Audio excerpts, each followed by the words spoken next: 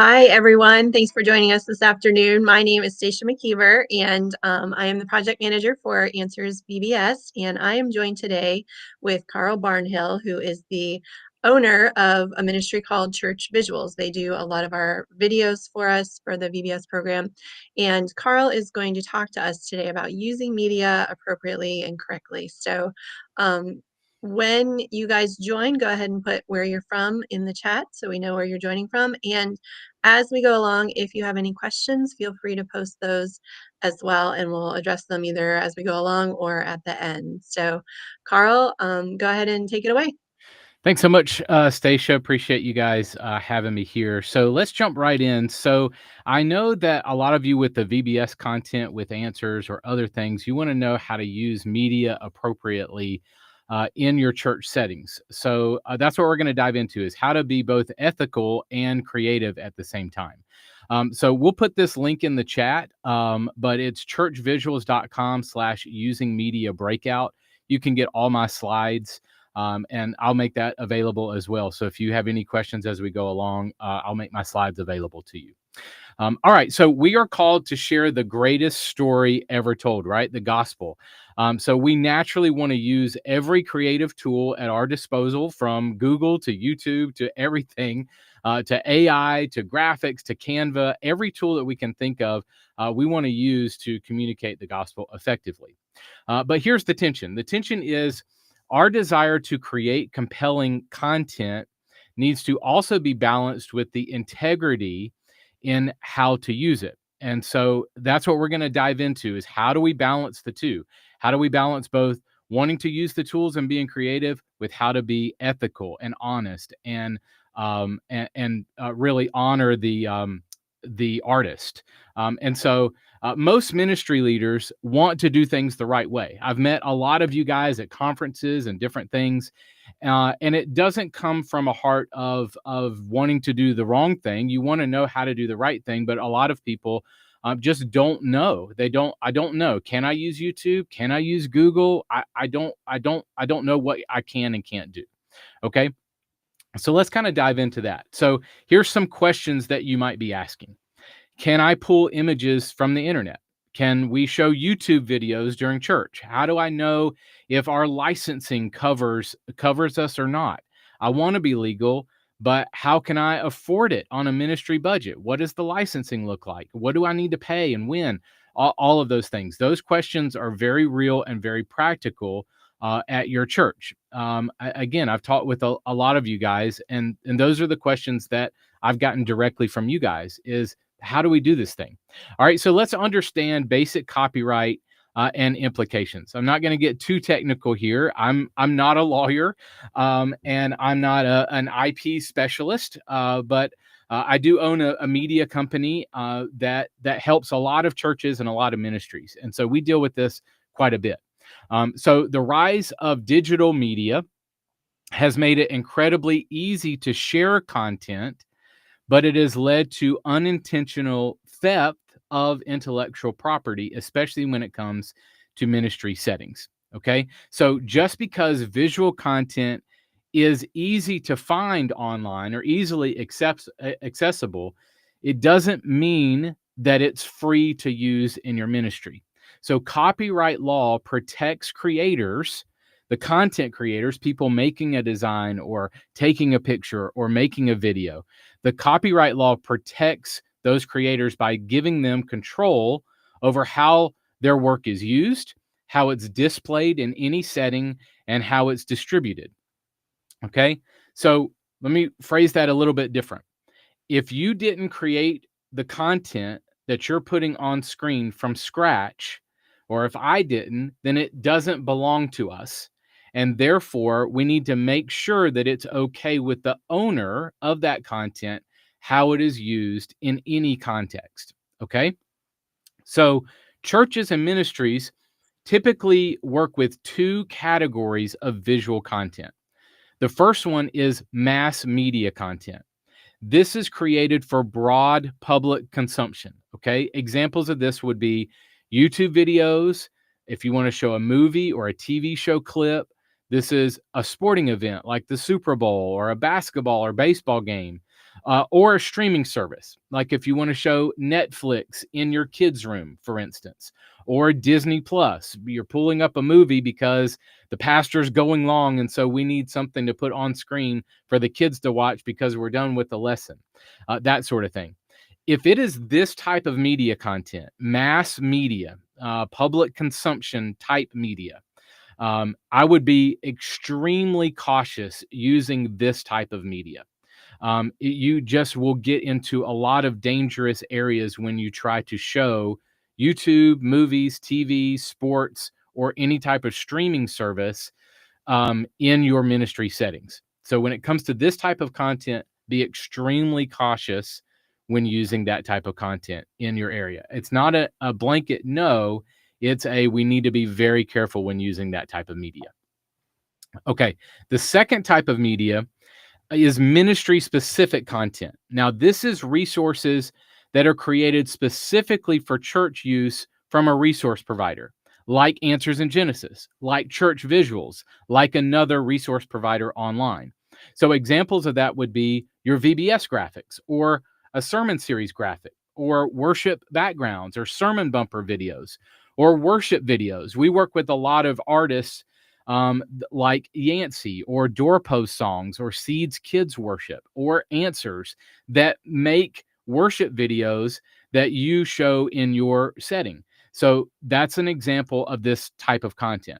I would be less cautious when you purchase content from those sources. So if you purchase a video, or worship video, or a graphic, or a set of graphics and video, like if you get the VBS content from Answers, you've purchased that comes as a package to your church. Well, Answers and us at Church Visuals and other resource providers, if they're doing the right thing, they've taken care of all of that licensing, meaning we've either created it from scratch, whether that's through illustration, or we've created it in some way using a bunch of assets and putting them together. And we are buying licensing for all of those sources that we use all of those pieces from. And so we deal with all of that licensing on our end so that when you purchase it, it becomes now legal for you to use and show. And if anybody's going to get in trouble for a piece that is a part of that, they're not coming to you, they're coming to us because we're the ones selling it to you. Okay. So I would be less cautious when purchasing and using church media from a resource provider. Okay. So those are the two types of media. Be extremely cautious when using mass media, and be less cautious when you're using media from a resource provider. Simply put, if you purchase it, and I'll get into more of this in a minute, but if you purchase it, you're pretty safe. If you're not purchasing it and grabbing it online, you need to start asking questions about it and be cautious before you use it in your setting. Okay, so now let me give you some very practical steps for confident media usage. Okay, that's great, Carl. Now, what do we actually do? What steps do we need to put in place? All right, so let's deal with those 4. All right, step 1 is get essential licensing in place. Well, how do we do that? Okay, so let me be super practical here. You're going to obtain church music and video licensing from CCLI. So if you're in kids ministry, your big church has probably already secured a CCLI license for the songs that they play in big church. Okay. So this is the same resource that's going to provide video content for you to use in your church. So if you go to ccli.com and you go to their See All licensing, I'll give you screenshots here in a second. You're going to review those options, find the licensing that meets your needs, and then complete your purchase. Okay. So now let me show you what that looks like. Here's the homepage to CCLI.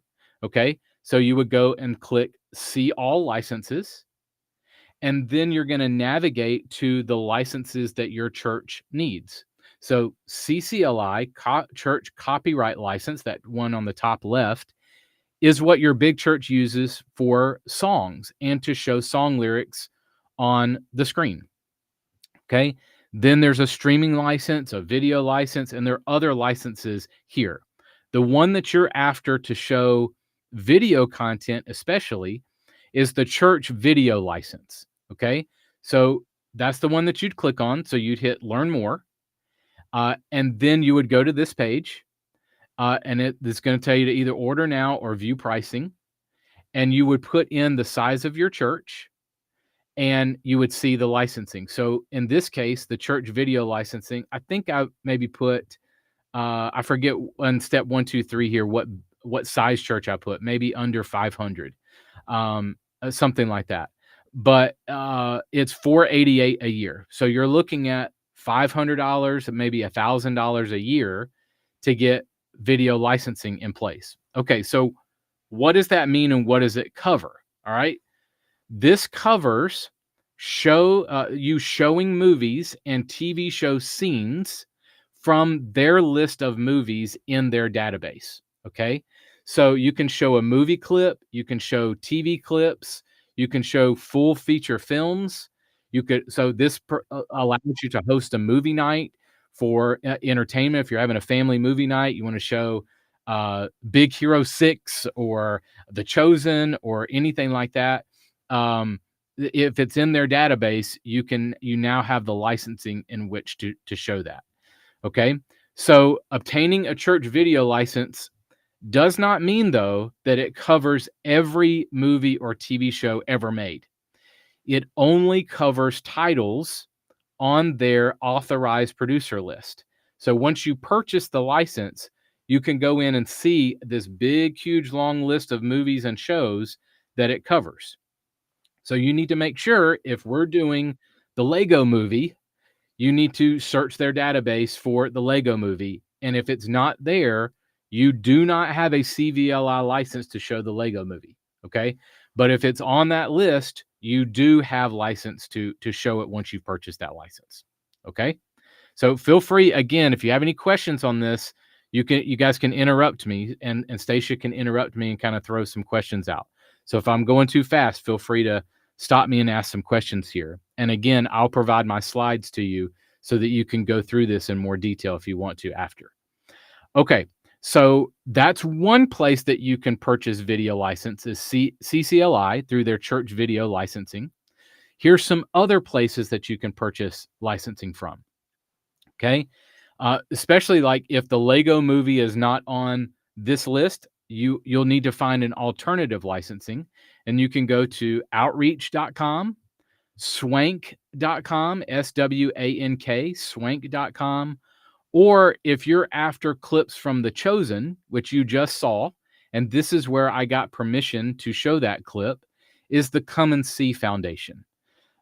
You can go directly there, or another resource is Gloo, GLOO, and Gloo has a landing page that you can go to The Chosen, put in your information, and show clips from The Chosen. Okay, so those are 4 places that you can get video licensing from: CCLI, Outreach, swank.com, and directly from The Chosen through the Come and See Foundation. Okay, all right. If you're not getting it from these sources, these are the standard sources. So these are the places to go get this type of licensing. The Carl, you Yeah, might address this in a little bit, but I've seen some people say, well, there's a fair use clause on some of the videos or on YouTube and that type of thing. How does that affect what we're talking about? Yeah, I'll dive into some details of YouTube here in a second, but I would say 2 things, and I'll get to this. But if you do not have permission, or it is not in the fine print from that YouTube video that you have permission to show that, then you do not have permission to show that. So as far as the fair use can be very confusing. Do I have this? Is it for educational purposes? That sort of thing. I've seen many of times where you think it's fair use or you think it's used for educational, but they come back and say, well, you didn't ask us. We Mhm. don't consider that educational. So I would say, as a blanket, just to cover your bases, make sure you have permission, or make sure that it explicitly says that. But on YouTube, still, you're pulling down content from YouTube, which is illegal anyway.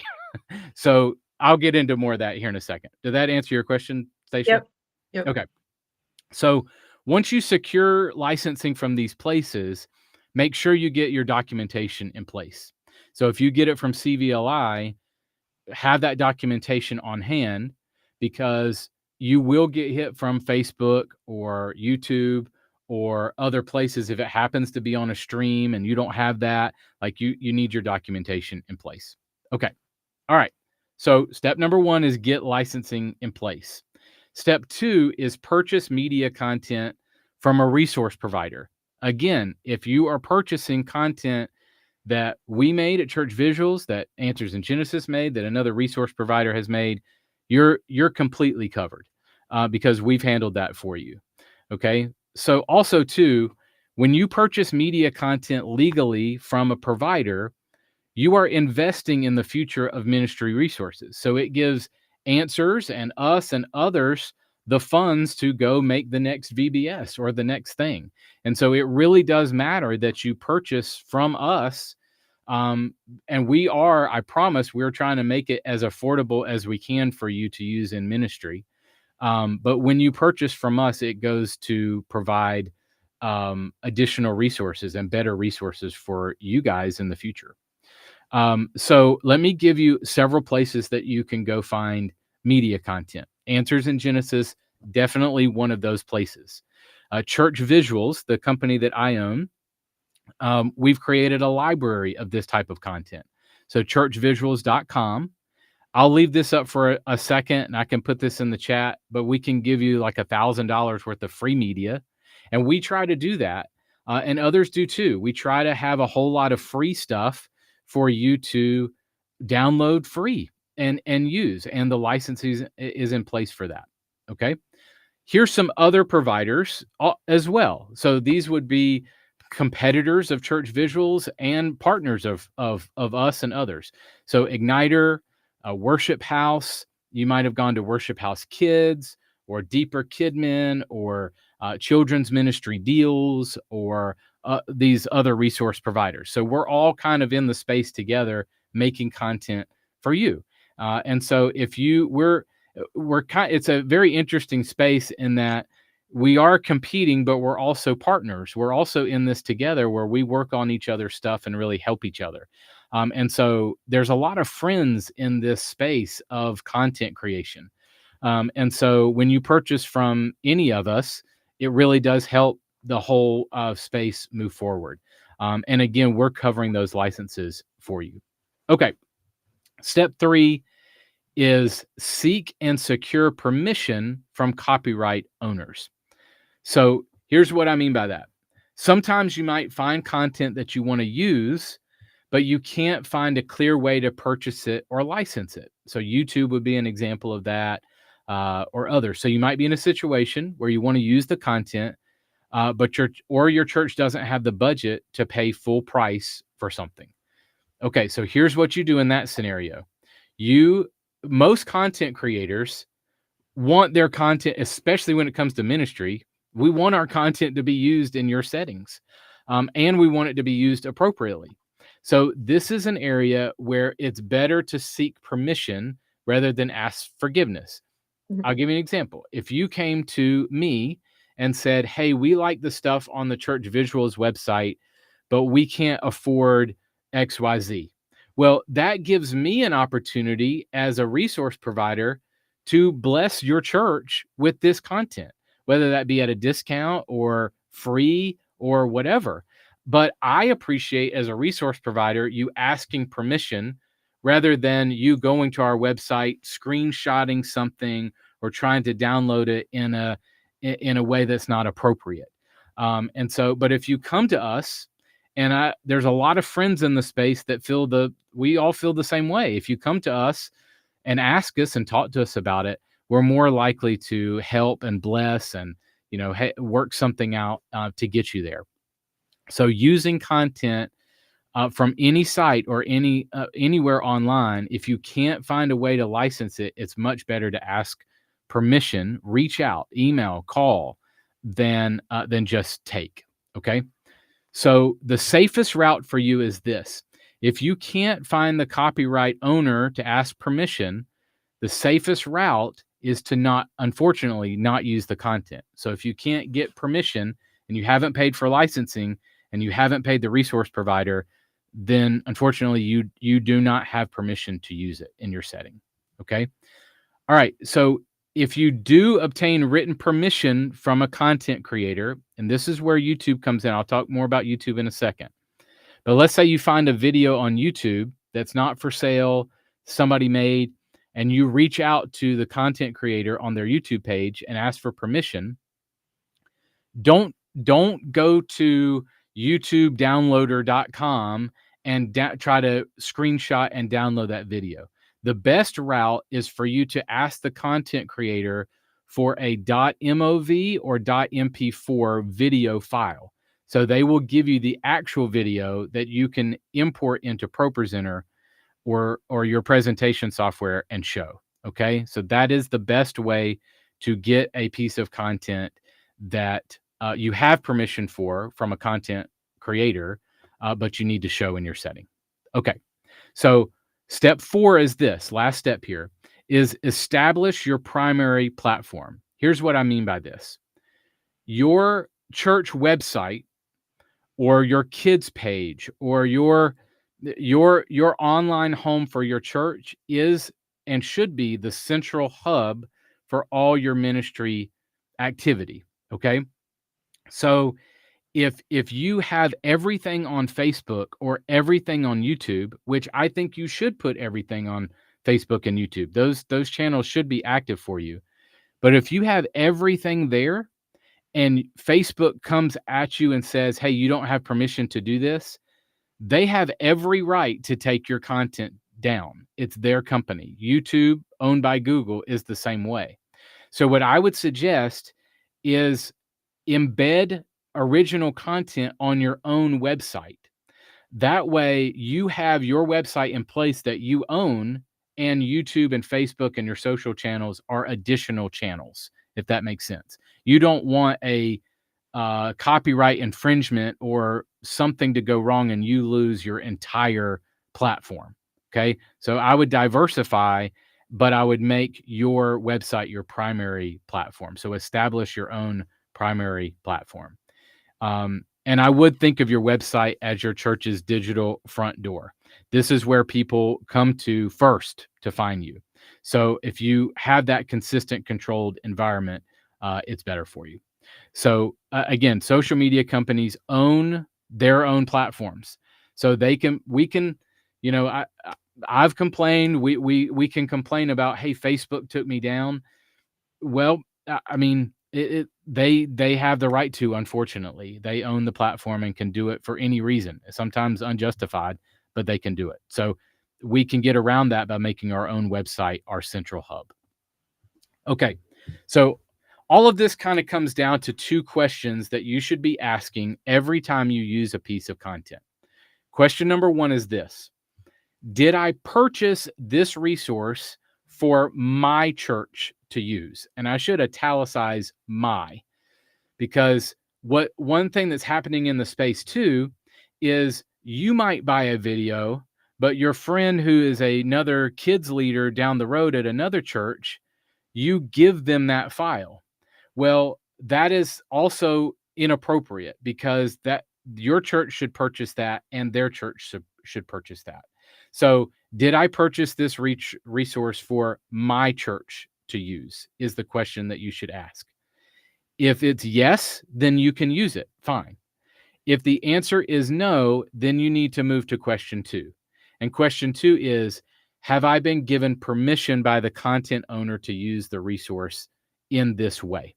So VBS, for instance, it's in the fine print, and Stacia, you can speak to this, that the permission is given once purchase is done to use the content in certain ways at your church.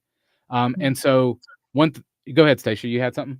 No, I was just going to say that's what we do. We allow people to use it with their particular church. I think the issue, and maybe you'll address this too, the issue comes when someone posts like one of our lyric videos or something on a social media channel, then it's not, then that becomes a bigger, like Facebook looks at that as a copyright violation for them. It's not necessarily us coming after you, but Facebook says, we have this song, it's copyrighted over here.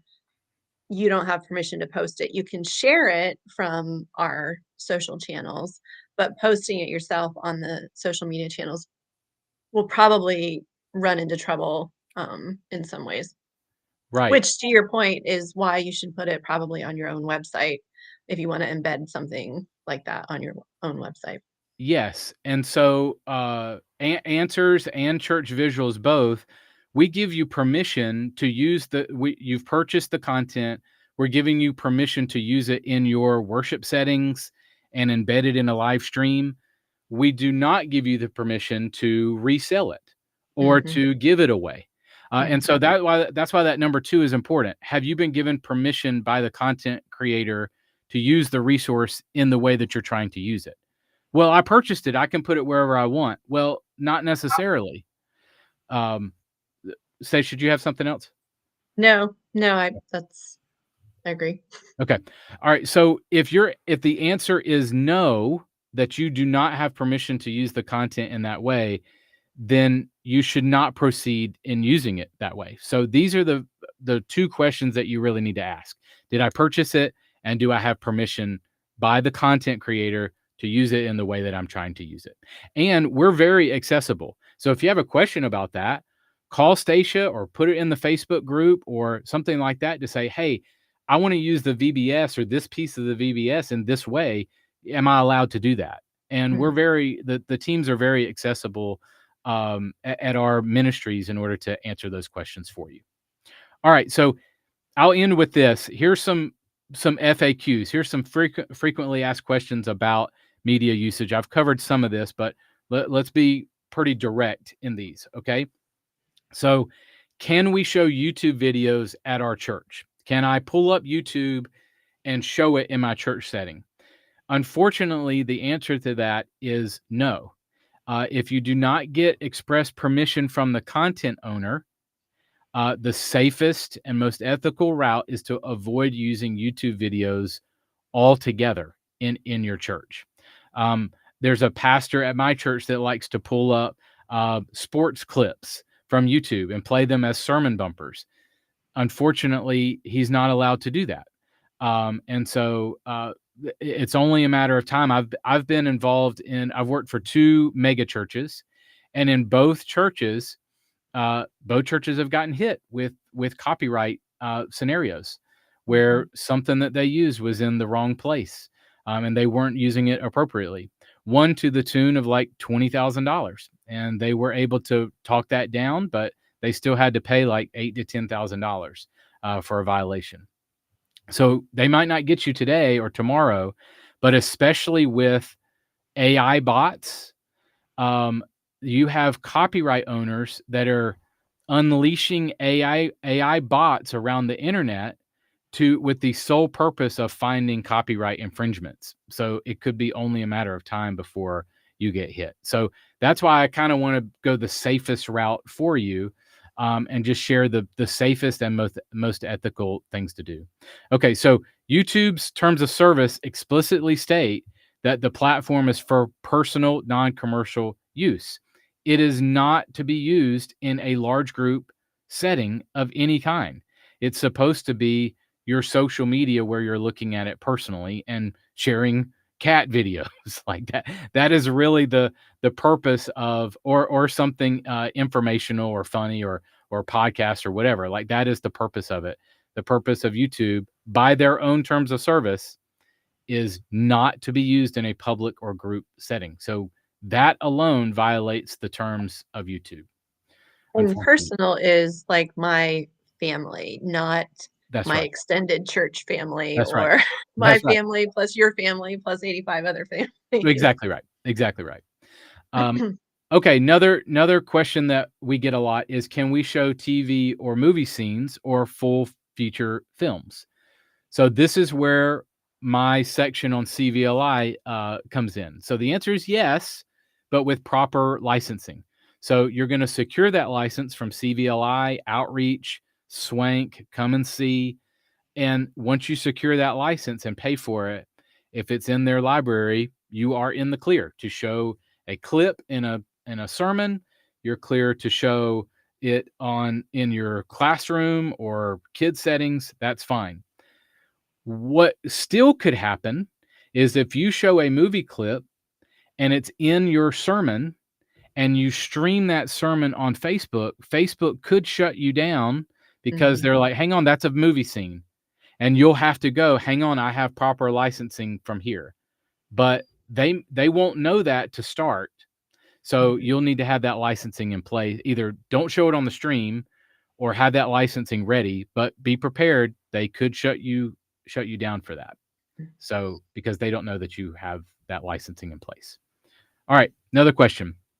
Can we pull images from Google or any other search site? If I Google an image of Jesus sitting around with kids, and I like this cartoon image that I see on Google, I'll just take a screenshot or I'll right click, save image as, and pull it down to my computer, and I'll show that. Well, the answer to that is unfortunately no. You cannot do that because that is owned by someone. So Google Images is a search engine, just like ChatGPT is a search engine.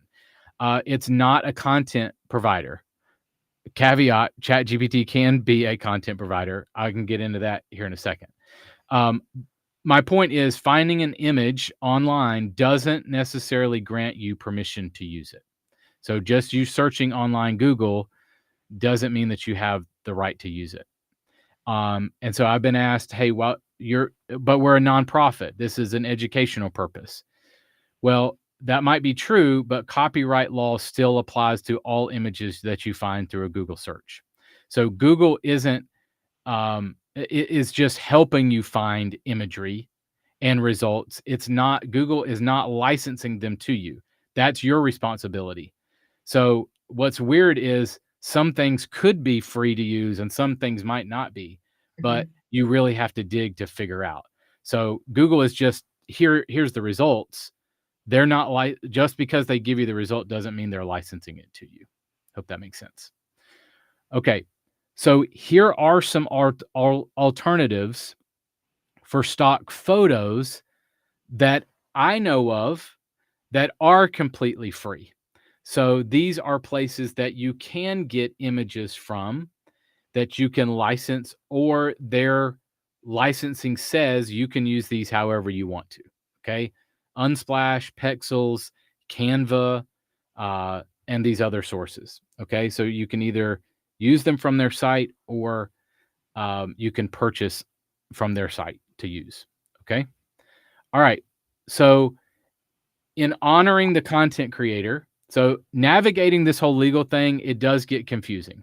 And it gets confusing because some of the resource sites that are out there, not the ministry ones, but more the stock sites that you can get stuff from, they leave things vague because they want you to purchase from them, but they leave it vague so that if something comes up, then they can be legally covered.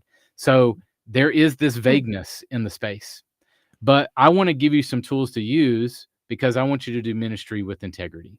So we want to be have as much integrity as possible when it comes to ministry. So when you're unsure about something, the answer is not to ask forgiveness later. Oh, I just didn't know. That's not really going to fly when it comes to this. It's better to reach out and ask permission. And if you didn't create it, we don't get to decide how it's used. That's the content creator's right. And if you ask the content creator, how can I purchase this, or can I license this, or can I use it in this way, God will bless that. Okay. So there's a quick guide here of those 4 steps: licensing, purchase, seek and get permission, and do it on your website. And then I'll leave this in the slide notes. These are some quick do's and don'ts of some things I've already covered of you can do this, you can't do that. Okay. All right, Stacia. So that kind of wraps the content portion, but I'm happy to take some questions and comments. And here's my cell phone number too, if anybody wants to grab that and ask a question to me privately. Hey, putting that up there for everyone. So maybe we can talk a little bit about, yeah, there's a verse on the screen,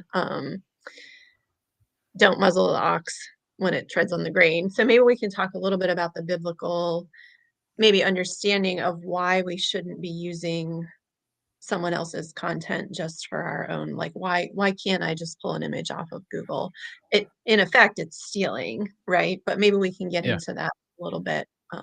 Yeah, it is stealing because w I'll tell you from my perspective. So, there's about 40 people on my team that are graphic designers, motion designers, and I also have a list of subscriptions of places that we pull content from, buy credits from, like, so there are thousands and thousands of dollars going into creating one little 30-second mini movie that we sell online for 10 bucks. Like, that has cost a whole lot. And so I remember a breakout that I did that I actually walked through all the costs of one mini movie and Mhm, said, like, okay, that means that I need to sell 100 of them to even break even. And so it kind of put in perspective to people, oh, this isn't just I'm taking 10 bucks. Like, there won't be additional resources for me later if he doesn't break even and then make money in order to make more resources. So I promise in ministry, none of us went into it for the money. Like, we are really trying to make things as affordable as possible. And so, yeah, all that plays into the biblical, right? Because if you take it, then we don't have that 10 bucks from you and you and you and you to cover the workers that work for us and the licensing it takes to put all that together in a quality way for you. mhm. Yeah, and even when you were saying about how the content creator gets to decide how it's used, and I think that goes to the fact that God made us in his image. He decides how we get to use our bodies and our lives for him, and he's given us very specific ways to glorify him with our lives. And I mean, I think that's a reflection of those content creators. I've made this. This is how I want it to be used. In these ways. And like the verse that was on the screen said that the workman is worthy of his wages. And Yeah. so, yeah. Yeah. So anything else on the biblical perspective of? Yeah. I think it's that I'll speak to the laborer for a second. Mhm, So there's a balance. I'll just be just vulnerable. Okay. So there's a balance in ministries like us that we want to pay our workers mhm, fairly. And we also want to make things as affordable as we can for ministry. So right. there's always a balance there from ministry owners and leaders that we sit in that tension of we can't pay our workers thousands of dollars for one thing that's not ever gonna make thousands of dollars back. Like, we have to have some business sense, but we really wanna pay them fairly, and we also, at the same time, want to make it super affordable for ministry because we know that budgets are an issue and things like that, and so, yeah, we sit in the tension of both, of Mhm. paying the worker fairly and making it affordable for ministry leaders. Yeah, and I think it's on us. So I'll put myself in the position of using the the content. It's on us as users to recognize that and not just constantly demand, I want my free stuff. I want this to be cheap. I'm Yeah, in ministry. We still have to be responsible with what we have and what you have, and in working together to get good content out there and yeah. get it to our kids. Yeah, I think if we pulled back the curtain and showed a little bit, I mean, we don't wanna be, share everything, but if we pulled back a little bit and said like, "Hey, this is what it takes to make a quality video or at this quality and then this quality," I think that most ministry leaders would see that we're being responsible in producing high quality stuff, paying our workers fairly, and making it affordable. Mhm. And so, yeah, that $10 or whatever it is really does go a long way.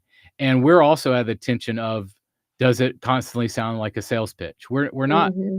sales pitching it. We're just saying like we could charge 30, but we're charging Mm-hmm. 10. Like we're Mm-hmm. really trying to make it affordable for you. But to get hit at a quality level that we are, that you guys are, it just takes more resources sometimes to do that. Mm-hmm. Very good. So, do you want to just talk real briefly about how you guys got into this space to begin with? Yeah, so I was on staff at a ministry called Precept Ministries. If anybody knows who Kay Arthur is, Mm-hmm. I produced her television show for a while, and then worked at two mega churches. And one of those churches I was at, I was the only content creator. This was like a 5 campus church, and I was the only content creator for the whole church. And so I started to realize, wow, if I'm at a church this big and there's not a full creative team, then I really feel for the churches who couldn't bring even me on. If it's a church of 1,000 or 500 or 100, and so that became a journey for me of, well, what would it look like to work for multiple churches and provide high quality content for them? And so that's where our ministry started, is helping churches with pre-made stuff that you can take off the shelf, and then also custom. And so that's led to us working with churches and ministries like you guys, to create content that maybe you guys have a full creative team and you still use us for certain things, so we're still able to help ministries and churches not only save some money but maybe have some resources and skill sets that might not be on their team, that sort of thing. So yeah, we've done it for about 10 years. So we started in 2015. So it's a heart for ministry and serving, Mm-hmm. helping ministry leaders visually and creatively communicate the gospel. Yep. And we've appreciated your work with the VBS videos. It's Yeah, been really fun to work with you guys and come up with different ideas and see what your team comes up with. So we're yeah, just thankful for your partnership with us and getting the gospel out to children through our yeah, VBS programs. yeah. We love So, it. thank you, Carl, for joining us Yeah, today. We're grateful for your wisdom and your insight in this. And Carl will be at our showcase in January, and I think we're going to have him talk about AI more specifically. yeah, So, if you want to join us at the showcase in January, you can register for that and catch Carl's presentation there. So, yeah. thanks everyone for joining us. We'll see you next time.